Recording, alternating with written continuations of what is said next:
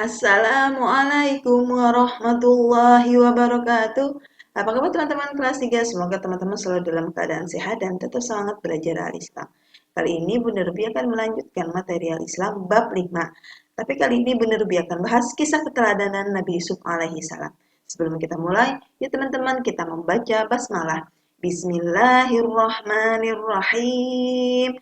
Baik teman-teman, kali ini tujuan pembelajarannya adalah teman-teman dapat memahami kisah Nabi Yusuf alaihissalam dan bisa menceritakan kembali secara singkat kisah Nabi Yusuf alaihissalam. Kita langsung saja ya teman-teman. Nah, yang pertama, ini adalah Bunda Ruby akan mencontohkan membuat peta konsep tentang kisah Nabi Yusuf alaihissalam agar mempermudah memahami alur cerita Nabi Yusuf alaihissalam. Yang pertama, kita langsung saja ya, mimpi ketika kecil. Masih ingat kisah Nabi Yakub minggu lalu? Kisah Nabi Yakub adalah seorang nabi yang mempunyai banyak anak, yaitu 12 anak. Nah, salah satunya Nabi Yusuf alaihissalam yang terkenal dengan sebutan Asbat, yaitu keturunan Nabi Yakub, keturunan Yakub. Karena Nabi Yakub memiliki banyak anak, yang salah satunya Nabi Yusuf yang terkenal dengan Nabi Yusuf dan Bunyamin adiknya Nabi Yusuf pada zaman Nabi Yakub. Karena mempunyai banyak anak, Nabi Yusuf anak yang paling disayang oleh Nabi Yakub. Kemudian para saudaranya karena iri dan dengki karena Nabi Yakub terlalu sayang dengan Nabi Yusuf, akhirnya para saudaranya ya berencana membuang Nabi Yusuf dan akhirnya Nabi Yusuf dibuang ke sumur oleh saudara-saudaranya. Lalu berbohong kepada ayahnya yaitu Nabi Yakub bahwa ternyata dibohongi oleh saudaranya atau anaknya Nabi Yakub, saudaranya Nabi Yusuf, kalau Nabi Yusuf telah dimakan oleh serigala ketika mereka bermain di hutan. Padahal sebenarnya Nabi Yusuf telah dibuang di sumur di daerah Mesir, teman-teman. Nah, kemudian setelah dibuang, Nabi Yusuf ini ditemukan. Nah, tapi ketika masih kecil ini, suatu saat Nabi Yusuf pernah bermimpi melihat 11 bintang, matahari dan bulan bersujud kepadanya. Apa maksudnya? Ibarat bintang itu seperti saudaranya. Jadi Nabi Yakub ini menjelaskan kepada Nabi Yusuf dari mimpinya tersebut bahwa 11 bintang yang bersujud dalam mimpinya adalah para saudaranya, teman-teman. Bintang para saudaranya, matahari adalah ayahnya, dan bulan adalah ibunya. Kemudian saudara tirinya iri dan dengki karena menjadi kesayangan. Nah, akhirnya Nabi dibuang ke sumur di daerah Mesir.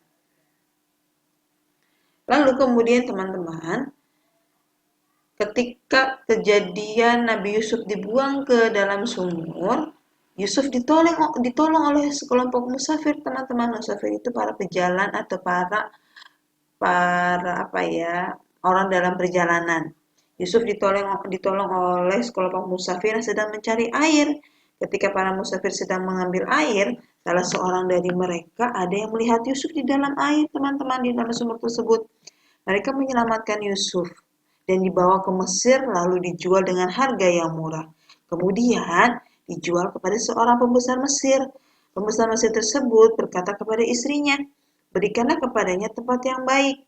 Boleh jadi dia bermanfaat kepada kita atau kita pungut dia sebagai anak." Itu kata pembesar Mesir, teman-teman. Kemudian pada akhirnya pembesar Mesir tersebut membesarkan dan merawat Nabi Yusuf alaihi salam di Mesir. Setelah dirawat dan dibesarkan, tumbuhlah Nabi Yusuf menjadi seseorang yang dewasa, yang sangat tampan dan rupawan. Wah, Nabi Yusuf itu terkenal dengan ketampanannya lah teman-teman. Jadi Nabi Yusuf itu adalah Nabi yang paling tampan. Nah, setelah sudah tumbuh menjadi besar dan dewasa, Nabi Yusuf mempunyai kelebihan ilmu. Apa itu ilmunya? Ilmu dapat mengartikan mimpi-mimpi. Nah, dari ilmu ini, Nabi Yusuf akhirnya pernah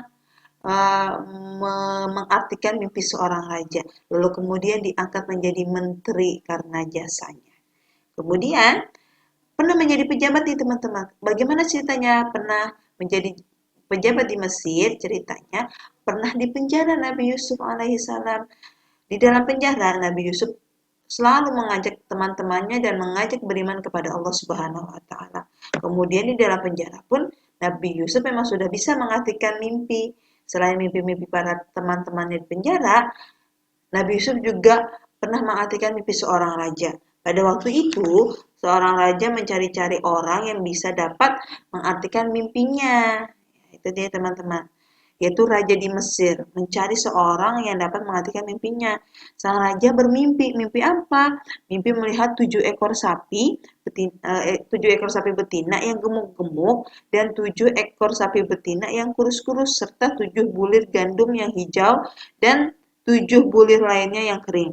Pada saat inilah salah seorang pelayan raja menceritakan kelebihan Nabi Yusuf. Nah, dicarilah Nabi Yusuf karena pelayan itu adalah salah satu teman Nabi Yusuf ketika dalam penjara. Jadi sudah tahu kalau Nabi Yusuf memang memiliki kelebihan ilmu untuk mengartikan mimpi-mimpi. Mimpi-mimpi teman-temannya sudah diartikan banyak oleh Nabi Yusuf. Setelah mendengar cerita sang pelayan, raja pun akhirnya memanggil Nabi Yusuf untuk mengartikan mimpinya.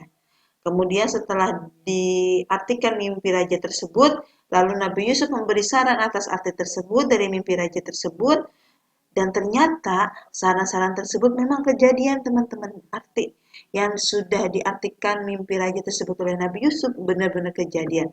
Dan pada akhirnya, karena kejadian dan saran tersebut benar adanya dan bagus adanya, dan sudah dilaksanakan oleh raja, akhirnya Nabi Yusuf dibebaskan dari penjara karena jasanya dan diangkat menjadi menteri di Mesir. Wow, luar biasa. Itulah mukjizat yang diberikan dari Allah kepada Nabi Yusuf alaihi salam.